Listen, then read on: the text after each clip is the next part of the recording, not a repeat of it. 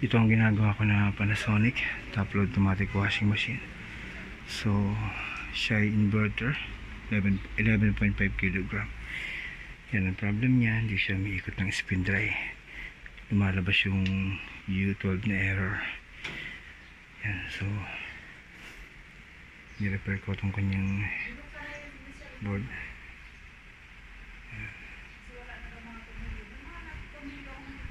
So yan,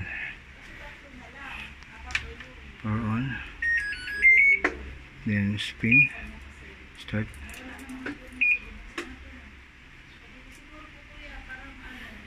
So kanina pag start ko, so naka spin dry siya, lalabas ka agad yung error na U12. Pero okay na, ikot na. Good job. Yes.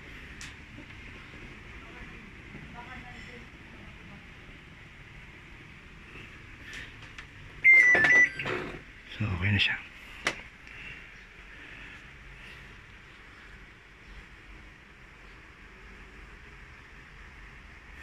Yan, sasara ko na.